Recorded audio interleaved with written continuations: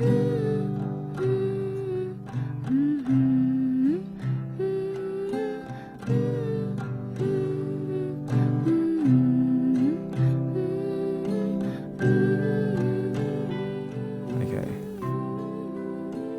3.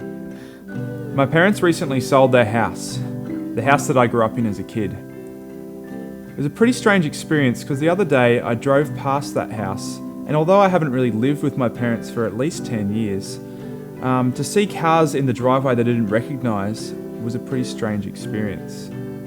The house itself is nothing special, it's just mission brown, 2 stories, nothing really grows in the yard, and there's no air conditioning, which as a kid I always hated in summer. So it's not so much about that. What made it nostalgic are the memories I have of the time I spent with my family.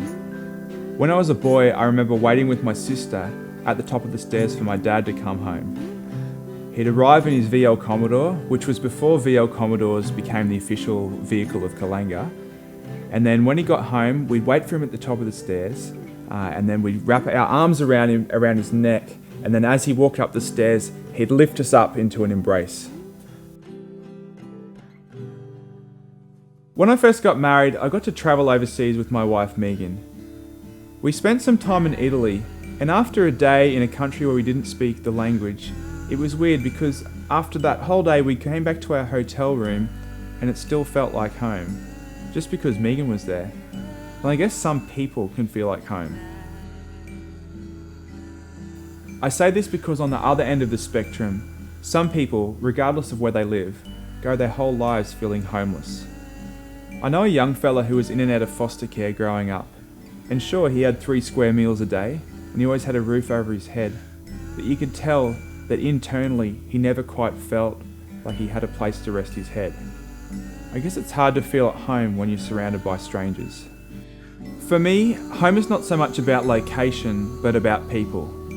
See, it could be anywhere providing we're around people that make us feel safe, valued, and loved. It should be a place of rest. When Jesus walked on this earth, he said, "Do not let your hearts be troubled. You believe in God, believe also in me. My Father's house has many rooms. If that were not so, would I have told you that I'm going there to prepare a place for you?" The word Christian in our culture is almost meaningless. Everyone will have a different opinion as to what it's supposed to look like. But for me, it's actually pretty simple. It's about not being spiritually homeless, not feeling abandoned, and not feeling alone. I actually believe that I've got a permanent home now, and it's not just something that's in the future, but it's now. That's similar to me feeling at home with Megan on the other side of the world. I feel at home with God wherever I am, regardless of my circumstance.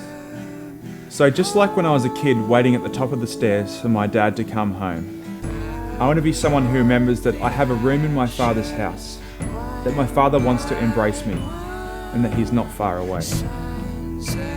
So this Christmas, my prayer for you is that, regardless of your circumstance or situation, you would know that in God,